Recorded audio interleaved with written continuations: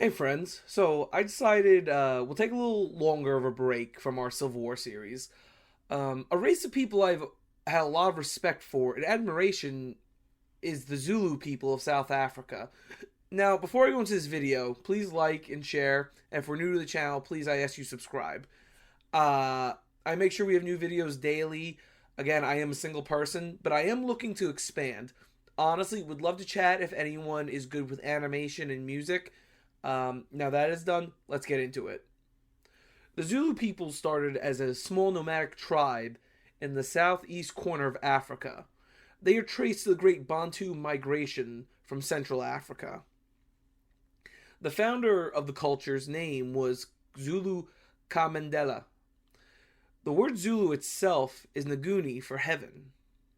Not much is known about Kamandela other than he was the founder. For centuries, they would be a pastoral people, not exactly pacifists, but nowhere close to the military power they will become. But things would change when the son of Zulu King Jama Kanadaba would meet the young daughter of the chief of the Elegani. Prince Senzakoma would take Princess Nandi as a lover, unintentionally impregnating her.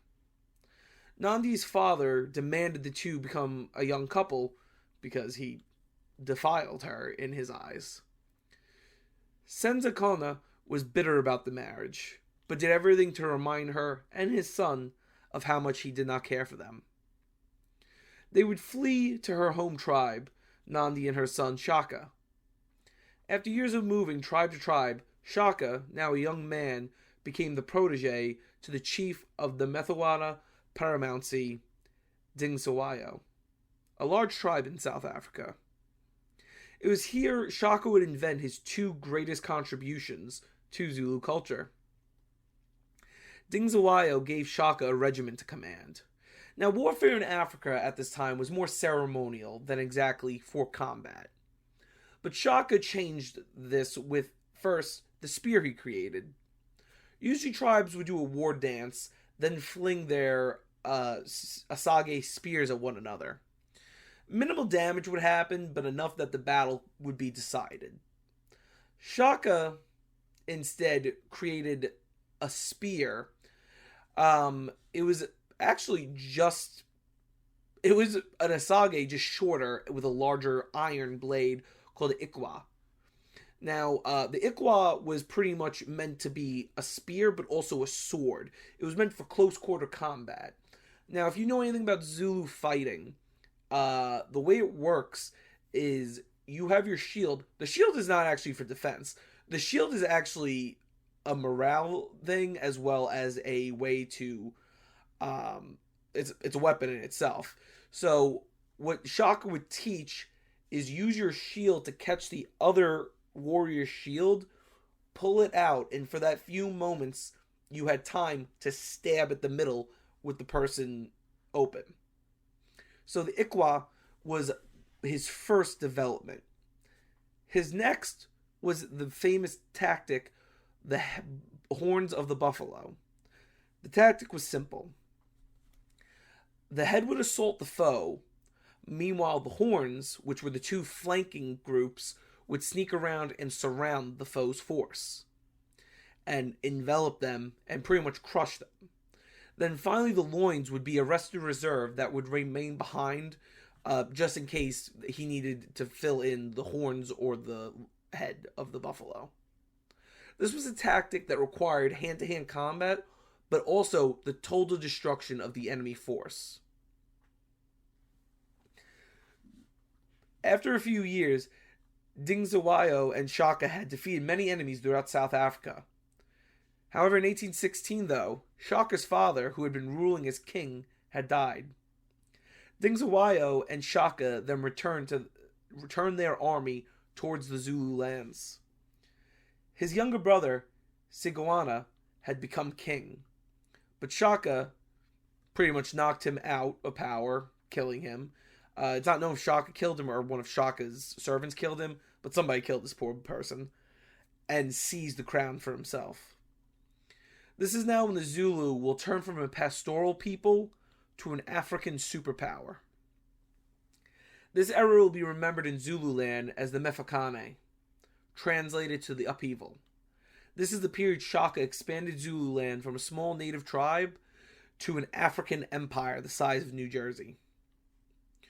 Shaka would meet his end on September 22nd, 1828. Following the death of his mother, the king went insane with grief, and his half-brothers would kill him. Shaka's one brother would then kill his other brother and become King Diange. A group of Dutch settlers had begun to spread towards Zululand. Originally, Dingane welcomed the settlers, but for fear of the European expansion of the settlers, who were named Boers, war would break out between the two people. The Zulu king, after the Boers had recovered cattle for him, would have the Boer leaders clubbed to death. The Boers would react by sending 664 armed men to fight the Zulus. At the Battle of Blood River, December 18th, 1838, 30,000 Zulus clashed with 664 Boers. The Boers were victorious, and Dingane's other brother, Mapande, would side with Andreas Pretorius, whom the city Pretoria is named after, and depose his brother and become king of the Zulu kingdom and Shaka's empire. Now, Pande's tenure was mostly peaceful, aside from small skirmishes with other tribes, and maybe sometimes rogue Boers who decided, I want to take this land, and the Zulus were not going to put up with that. But he would die on October 18th, 1872. His son, Keswayo, who had killed his brother during his father's reign, but was supported by Mapande doing it, his first move was to establish a new capital of the kingdom at Yalundi, which became known as the Royal Corral. Keswayo was also dealing with the fallout of the Napoleonic Wars.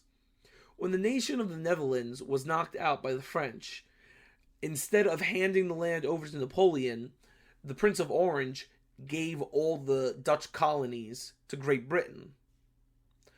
So there was a very large British presence in a land called Natal, which bordered the Transvaal Boer republics and the Zulu kingdom. Now, in 1877, England named a man named Henry Bartle Frere as the High Commissioner of South Africa, with a British general, Lord Frederick Vassar, the second Lord Chancellor, as the commander of all British forces in the Natal colony of South Africa. Frere had actually been the man who federalized Canada and wanted to federalize South Africa and expand the control of the British Empire in the region. He believed the Boers would not be difficult to remove, but the Zulus were a great threat with their impi. Now, an impi is the Zulu word for army, but he thought they were a great threat with their impi of 50,000 warriors. Frere would write up and send an ultimatum on December 11th, 1878, with 13 points to Keswayo. The points were as follow: the surrender of Shayo's 3 sons and brothers to be tried in Natal's courts, payments of 500 head of cattle for the outrages committed by the above and for Keswayo's delay in complying with the request of the Natal government for surrender of the offenders, payment of 100 head of cattle for the offense committed against Maser, Smith, and Dayton, surrender of the Swazi chief Umbelini and others to be named there hereafter to be tried by the Transvaal court, observance of the coronation promises. At this point, the British had actually been crowning the Zulu kings to help add a little legitimacy to them, because like this big scary empire is saying our king is in charge. Next, the Zulu army and impi will be disbanded and men allowed to go home. The Zulu military system will be discontinued and other military regulation adopted to be decided upon after consultation with the Great Council and British representatives. That every man, when he comes to a man's estate, shall be free to marry. All missionaries and their converts, who until 1877 lived in Zululand, shall be allowed to return and reoccupy their mission stations.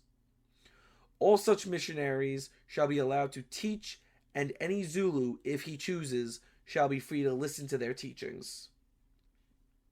A British agent shall be allowed to reside in Zululand, who will see that the above provisions are carried out. All disputes in which a missionary or European is concerned shall be heard by the king in public and in presence of the resident. No sentence of expulsion from Zululand shall be carried out until it has been approved by the resident. The king, of course, outright refused. A month later, on the 11th of January, 1879, British forces in 3 columns would cross into Zululand. The British initially won many victories, small skirmishes against a small pack of warriors. But on January 22nd, 1879, the Zulu impi outmaneuvered the British and split their force. The result was the Battle of Isandlwana, a battle that resulted in the most notorious defeat a modern army ever suffered by a less industrialized power. Of the 1,800 British and native troops present, 1,300 were killed. The Zulu, in tradition, went soldier, native, officer, and even drummer boy, opening up their uniforms and slicing their stomachs open. Now, to us, this is a horrifying thing to do.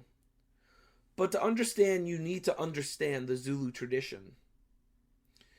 Being defeated and not dying on the victorious side, in the Zulu mythos, was the greatest disgrace. And it meant that your soul would be trapped to earth because it can't be expelled from your body. So, as a sign of respect, so to speak, the Zulus would go and actually cut the stomachs open in a way to release the souls so they could move on.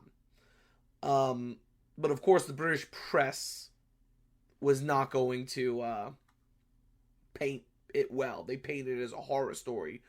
The Zulus also carried off the 2 artillery pieces from Isandlwana back to the capital of Yaoundé. However, the king's brother, who was the loins of the attack, was upset that his soldiers did not fight.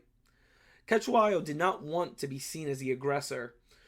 So, the night Isandlwana was fought, he was furious to discover his brother, Prince Dapulmuzi Kapande, had crossed the border in Natal and laid siege to the British outposts of Rorke's Drift. It would be a Zulu defeat, but Isandlwana was too fresh in the minds of the public. British Prime Minister Benjamin Disraeli had the following to say to the House of Commons. Who are these Zulus? Who are these remarkable people who defeat our generals, convert our bishops, and on this day put the end to a great European dynasty? The British response to the battle was swift and brutal. The Zulu kingdom was defeated and cut up into districts commanded by the English. Queen Victoria would actually meet Cetewayo, and the king would beg for his crown back. She would grant it, but not the freedom of his nation. He would be a puppet king with the English in control. After 5 years of conflict, Cetewayo would die on February 8th, 1884. His son, Dinizulu, would succeed him. Then his son would succeed him. But his grandson, through his daughter, would be more of note. His name was Mankathu Buthelezi. Now, he was a revolutionary, a man who worked side by side with Nelson Mandela during the apartheid. But unlike Mandela, he did not want progressivism. He wanted to protect the Zulu and African identity. So he began the conservative party of Inkatha Freedom Party. And he is actually currently the traditional prime minister of Zululand, which is a ceremonial position. But he's 94 years old, so he's been around. He's been around for a while. His father actually fought. Well, his grandfather actually fought in the Zulu Wars. In 2021, King Goodwill Zwelithini passed away due to the pandemic-related causes. The current king at the time of this video is Misazulu Zulu, Goodwill's son. The Zulu nation is the largest ethnic group in South Africa, almost 12 million today. The ethnic group is actually The next biggest ethnic group is actually Nelson Mandela's Xhosa at almost 8 million. The Zulu are a prideful people who hold their heritage high. They were the Spartans of Africa. The spirit of Shaka lives in them to this very day. At the coronation of Miss Zulu, thousands flocked to the capital of KwaZulu-Land, KwaZulu-Natal, on August 22nd, 2022. The Zulu people officially crowned Mr. Zulu as their king. The televised ceremony showed people in traditional Zulu garb as well as people in regular clothes coming together to celebrate their culture.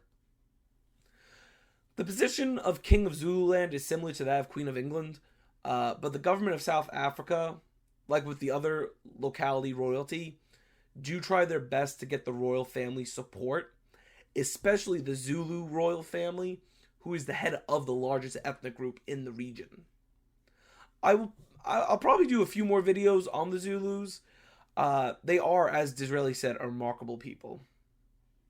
A nation of people who started as simple cattle farmers and turned into the largest ethnic group in South Africa, which in great part aided Nelson Mandela in freeing South Africa from apartheid. Thanks for watching, folks. We'll be back Monday. Please subscribe if you're a new viewer. I do have new original history content every weekday. And for our returning viewers, as always, please like, share, and comment. And we'll see you real soon, friends.